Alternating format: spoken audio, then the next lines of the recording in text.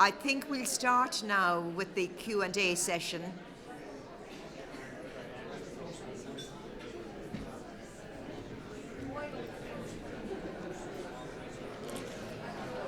Well, before we start,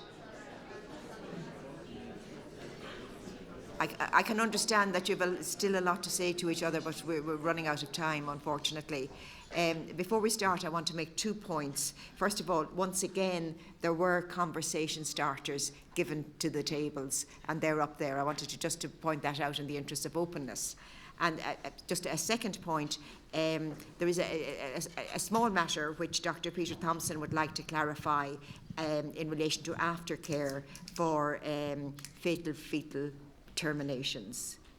Okay, thank you very much. So when I talked about aftercare and follow-up, that wasn't meant to be a criticism of the care that they get when they get back to Ireland, but I think that there's 2 levels of this care, if you think about it. There's the counselling with regards to what the abnormality was and what happened before the people went to England, and then there's talking about actually what happened and the events that surrounded those events, and an awful lot of women want to do that, and so it's analogous to the women that we have from elsewhere in the West Midlands that undergo a similar procedure and then will often get follow-up at their local unit and come back to us as well, because some women decline it, but some women want to know the details of, talk about how the birth was managed and about how the procedures were managed, whether they felt they were given enough time,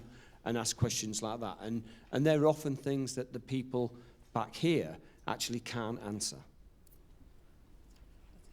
Very good. Thank you very much. I'll take questions now, and just to draw your attention to the fact that some of our secretariat have mics, and put up your hand and they'll accommodate you. All right. Very good. Thank you, Judge. Indicate to whom your question is directed. Thank you, Judge. I'm the facilitator for Table 8, and yes. The citizens at this table had a number of questions for Dr. Sedge. Yeah. First of all, in the cohort of the female population in the 15 to 44 year age group, the question was raised, do we know what that number is in the Irish population and how the 5,000 would be as a percentage of that population in Ireland? We're wondering if you had that statistic. The second question, you mentioned that you had data on why women have an abortion. We're wondering, would you have information on that as it would relate to the developed world, or more specifically in relation to Europe? And the third point was, or the third question was, in relation to your overall abortion figures for global abortions of 56 million, do you have what the impact of China would have been on those numbers? Thank you very much.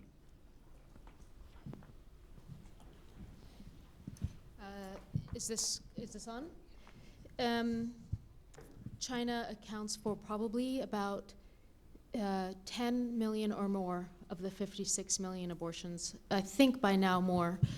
And again, the developing world accounts for almost 90% of the 56 million. The reason, I'm going to go backwards in the questions. The reasons why women have abortions, I can tell you, because it's more readily off the top of my head, the reasons that women give in the United States. About 3/4 of women say that they are concerned about their ability to take care of the people they already have to take care of, in many of those cases, the children that they have and some other dependents. And women give more than one reason. So also a lot of women say they can't afford to have a child. 3/4 of women who have abortions in the US are poor, low income. A number of the women who are not married very often will say, I'm not sure I can take care of a child by myself. And others are concerned about having to stop work. So that's a smattering of the reasons from the US. We have a paper coming out shortly. It's under peer review right now that gives an inventory of the reasons that women give across other countries, both developed and a few developing and a few developed countries.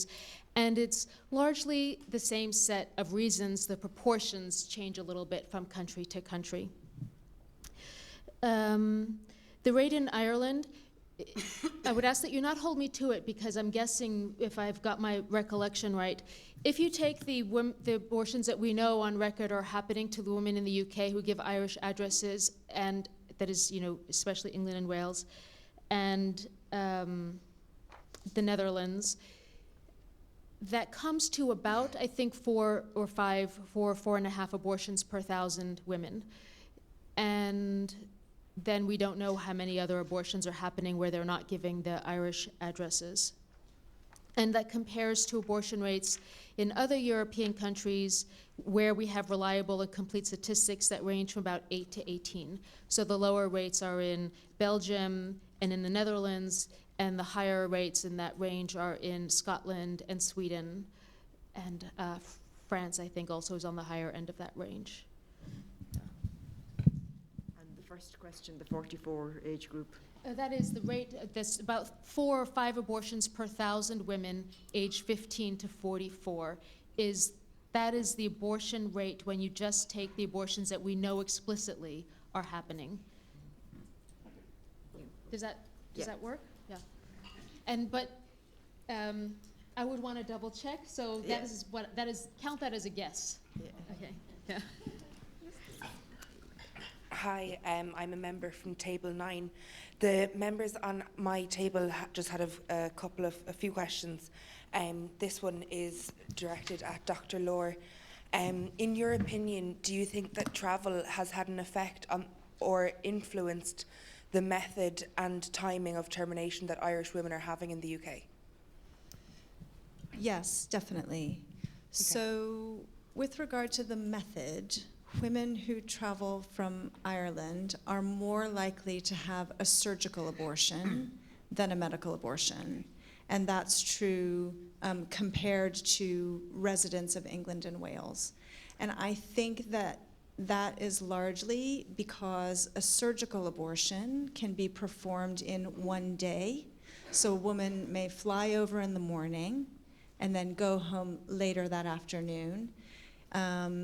Whereas for most abortions that happen in the first trimester, where they don't have to have prolonged preparation of the cervix, like I talked about with second trimester, which could happen over 2 days, as opposed to a medical abortion, where usually the 2 medicines that are used are given over 1 or 2 days. So you take 1 medicine by mouth, and then 1 or 2 days later you come back and get a second medication. So that means that women have to have a place to stay during that time, a B&B, a hotel, or whatever. But also, for those medical abortions that happen early in pregnancy, the vast majority of them go home to pass the pregnancy, which for Irish women will mean passing it in transit on the plane on the way home. In the second trimester for medical abortion, the duration of time that induction might take is very variable, and it sometimes can take 2 or 3 days. So that's a lot of time out of people's lives, particularly also if they've got someone with them, or for example, if they've got children at home that they need to think about. Gestational age was the second question you asked about, yeah? Yes. So yes, I do think that traveling impacts gestational age at which abortions are performed, because when you compare the proportion of abortions done at particular gestational ages for women who've had their abortions and give an address in Ireland as compared to those who have an address in England and Wales, they are higher. So, and it's probably somewhere around a week higher, so it takes them roughly a week or so to gather the funds, and sometimes longer. So yes, what we know from comparing the gestational ages that women in England and Wales who give a resident address in Ireland is that they are presenting at later gestational ages, which is important because the earlier in pregnancy that you do an abortion, the lower the risk of complications. So there's a strong driver in England and Wales for funded services within the NHS to try to get women's ability to access service very easily so that they can get into services and have their terminations earlier when they are associated with fewer complications. Perfect, thanks. And the second question we have, second of three, is for Dr. Laura and Dr. Thompson. We were just wondering, in your opinion, are the medical staff in the UK and the general public in the UK happy about the system that is currently working for Irish women in the UK? And how are the medical staff, what is their opinion on it being on abortion being available to Irish women in the UK without referral and without mandatory counselling and the subsequent risks to mental health?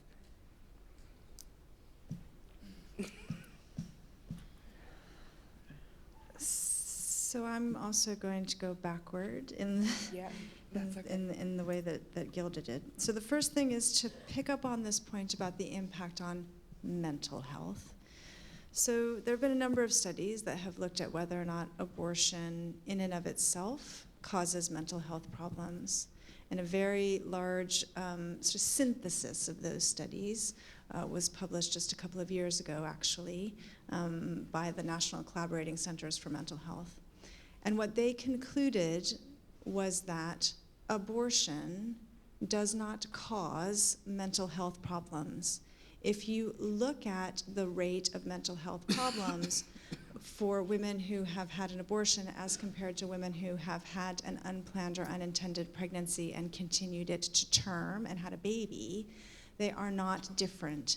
It seems to be the event of having an unintended or unplanned pregnancy that might be difficult for women, but the vast majority of women cope and they don't wind up with mental health problems. So the second thing that you asked about in reverse, or well, that's in the middle, isn't it, was about compulsory counseling. As I said in my presentation, most women will have thought a lot about whether they can have a child and bring a child into their lives, or have a child and give it up for adoption, well before they've contacted the provider of termination services. And for those women, what their expectation is, what they need from a provider, is information about how they can access services and services safely and quickly, and for that to be non-judgmental and supportive. So very few women come into the service requesting counseling, and that's always provided if needed. And on the same basis that services need to be organized so that women can access them quickly in order to have their terminations at lower gestational ages when they're safer, the idea of compulsory counseling is discouraged. Most women don't need it, and it is an unnecessary delay into treatment. Thanks. And just one final question. Did you want to? Sorry, excuse me, sorry. Okay. Maybe you could pick up on how medical professionals feel about it. So, I mean, I think that there's a slight difference between us here, because I think that the people that I see generally have also gone through the decision about whether they want to have a child or not, and they've come out that they do, and they're going on with their pregnancy, and then an event's happened that suggested that their outcome isn't going to be what they expected. And so it's a new event that's changed things. So these people do get counselling, and I think that this counts, so they don't generally have direct access to us. And this counselling usually starts in Ireland, whereby people explain what that means for the future of the baby, and then they come to see us. With regards to how medical professionals feel about this, I think medical professionals treat, and all healthcare professionals in England and Wales treat the Irish women as they would do any other woman who is requesting this service. I think that there is a confusion amongst many people about why that they have to travel, and a feeling that we try to get, for example, just covering the West Midlands, we will try and get people to end their pregnancy ultimately in their local unit, because we feel that that's where they can get their support around them and they get their family around them. And it seems counterintuitive to us that we're taking these people away from where all of their support is, and often they're isolated when they're going through this rather traumatic event. So I think that that's what many people would feel. I would echo that for our services, even though we're not mainly dealing with women having terminations for fetal anomaly. I think, women who travel from Ireland often come alone, unsupported. It's a secret. They feel ashamed. And that means that they're often in a heightened emotional state. And so doctors and nurses and other clinic staff have an incredible amount of compassion for women who travel, and I think sometimes a sense of frustration on behalf of their patients that they've had to go through this experience to come over and end the pregnancy. They don't feel that they can continue for whatever reason. Thank you. You have a third question? Yes, one Yes. final question for Ms. Sedge. Do you know what, if anything, coincided or caused the decline in the abortion rates after 1981 in the US? In the US. Contraceptive use. Thank you. The obvious answer, I think. Yeah. Anybody else? There's... Yes. Yeah. Yeah, sorry, facilitator for table 12. I think Dr. Lohr satisfied one of the questions the members had. However, there is a question in relation to what dangers Irish women are facing by taking the medical option unsupervised by medical practitioners. So it's an excellent question. In most parts... If I may just clarify, that's purchased over the internet. Oh, okay, over Thank the you. internet. Well, I'm going to still start off my answer in the same way, which is to say that medical abortion using the medications mifepristone and misoprostol has been studied probably more than any other medical intervention, and certainly any other abortion procedure, in many different settings in many, many countries around the world. And many studies have been done that have shown that it is safe and effective and very acceptable to women to use the medications that induce a miscarriage at home. And that is both for mifepristone, the first medication that's taken, after which most women really don't have many side effects. You don't get much in the way of side effects from it. And after the second medication, misoprostol, which causes cramping and actually causes bleeding and the pregnancy to pass. The risks of that regimen are very small. Complications are rare. Serious complications are extremely rare. And when women are advised of things to look out for that aren't expected and know how to access help, they do very well. And they prefer to have these abortions at home, in the comfort of their own home, by and large. The biggest risk with purchasing medications over the internet is not the regimen itself. It's that there are some people selling fake medicines, and so they may not work, or maybe selling some other unknown compound which could cause them harm. So the purchasing of mifepristone and misoprostol over the internet from an organization that is known to provide the real medications, and which does some screening to make sure that a woman doesn't have any of the contraindications or reasons why she shouldn't use these medicines, and can provide some degree of aftercare and advice if a woman has questions, is very safe. Very good. Thank you very much. Another question?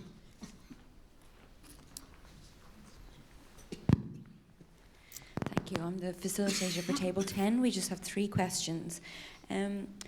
Which is the preferred option in the first trimester as regards the safety of the procedure and as between the medical and the surgical procedure?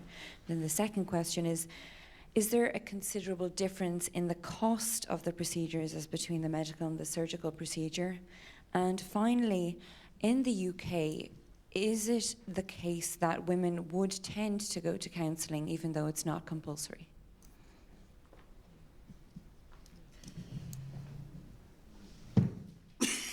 So your first question was about the preferred method. And the answer to that question is, presuming no contraindications, meaning some sort of medical condition that means you shouldn't use method, the preferred method is the one that's most preferable to the woman. And it is often weighed up not only on the absolute risk of complications with the procedure, but the process.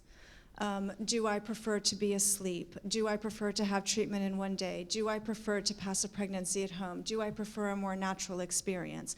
Can I take time off work to have this abortion, either in clinic or at home? Is it more private and will fewer people find out about it if I have it in a clinic or I have it at home? So these are the sorts of things that women are weighing up in addition to what are the absolute risks.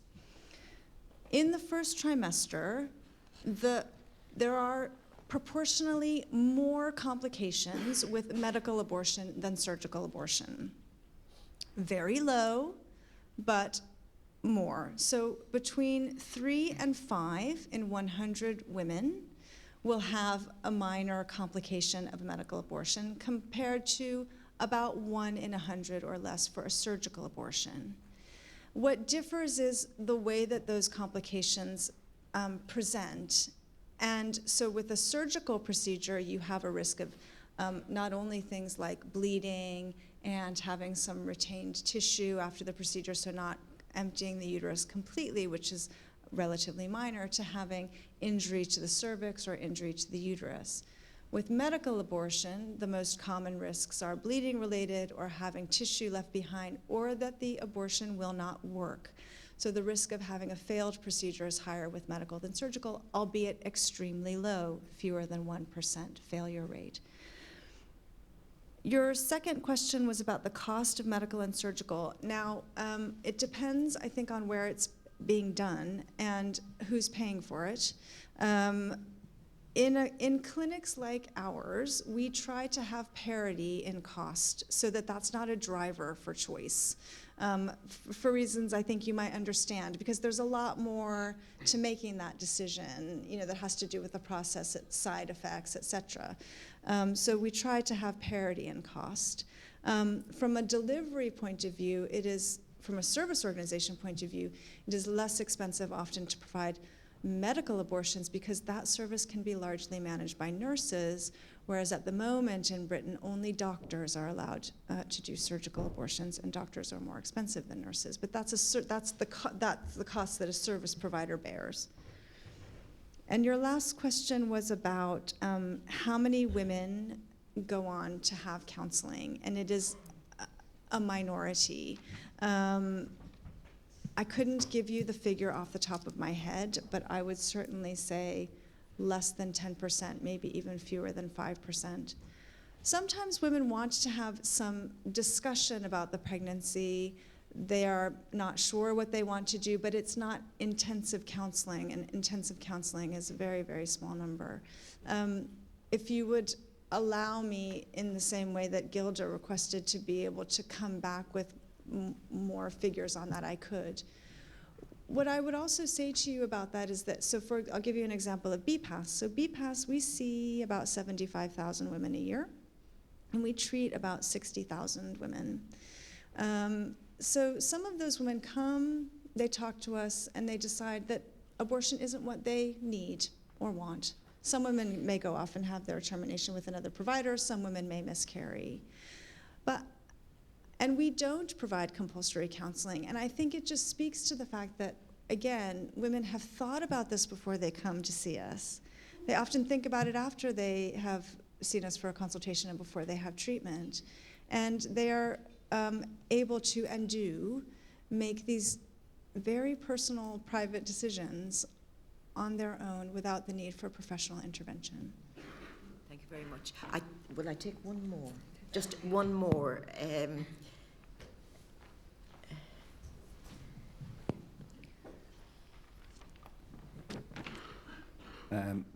Speaking for the citizens on table 11, the first question is directed to both Drs. Law and Thompson. How do you reconcile the fact that two medical practitioners employed by the same clinic can be deemed to be independent? Repeat, yes, I didn't. Sorry. How can they reconcile the fact that two medical practitioners employed by the same clinic can be deemed to be independent? That's in terms of determining whether somebody who presents for an abortion falls in under any of the clauses A to E. Oh yes, you're talking about the legislation in the United Kingdom. Yes. Yeah. Oh yes, yes. I didn't follow that. The second question is also directed at Dr. Lohr, and it was just a query in terms of the services you provide in the UK, and if an Irish lady goes over and has a termination and comes back, do you provide a referral service, or do you refer them to counsellors here in Ireland? And the last one is for Dr. Thompson, and it's a question: how can you balance your Hippocratic oath for abortion on demand? Thank you. Okay, we start with the two medical practitioners one. I think that they've got to independently come to the conclusion that it fills the clauses. And I personally feel that where this is... So I work in the NHS. I don't work in a private clinic at all. And so I think that where there's more difficulty with this is if you say you have a junior of yours and you say, well, I believe that this fulfills clause E, surely you do. And if you have that scenario, then I think that that's very hard for the junior to independently come to their opinion. So we try to always ensure that it's two of our consultants or a consultant from the referring trust and ourselves who sign these forms. And certainly, if you knew the different consultants in my trust, then you'd know that we're all very good at coming to independent decisions. I mean, team decisions is a very different matter. So I think that that's the first part for me. I don't know if you want to add anything to that. Well, I guess I would the only thing that I would add is, sort of our lived experience, which is that we do sometimes have doctors who disagree, not necessarily that a woman meets the grounds, but what ground the woman meets, which matters, not so much in our clinic, but certainly would in a hospital setting, because the grounds C and D only allow for abortions up to 24 weeks of gestation, whereas the other grounds don't have a gestational age limit. And it is the case sometimes that doctors disagree, and then they have to have a discussion about it. But similarly, our lived experience is that doctors are able to make these decisions independently. They review the case notes and the case details independently. And it's not usually the case that they are sitting together sort of in the same clinic talking together about the case. So our experience of it is that, and we don't have this sort of power differential that Peter is describing, is that they are, as they would be if they were making any other medical decision, for example, about a patient, able to come to that decision of their own mind. The question the question on the Hippocratic Oath, that we get that can be answered briefly, I suspect. So, I mean, I feel that everybody has... First of all, there isn't abortion on demand in Great Britain, and so you have to fulfil certain criteria, and so I think that that's something that's important to clarify. I think that all of us have feelings that have built up towards what makes up our moral stance, and we can argue even longer than about the Eighth Amendment about what moral stance is. But I think that all goes together to your Hippocratic Oath, and for me, my most important patient is the mother.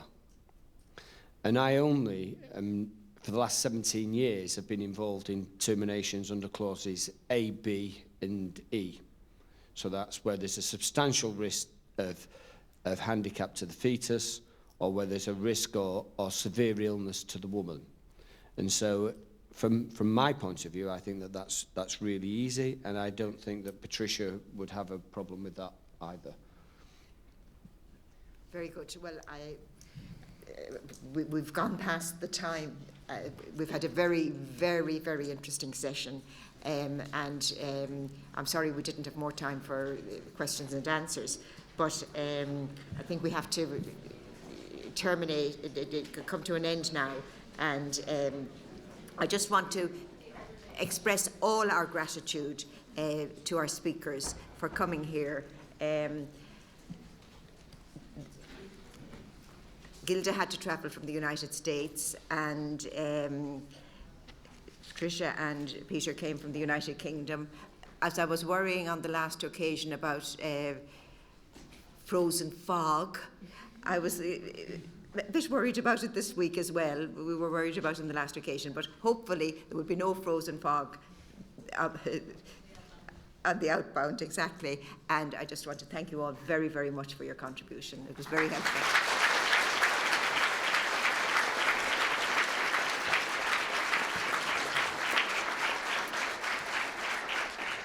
And we'll resume at 2:30 sharp.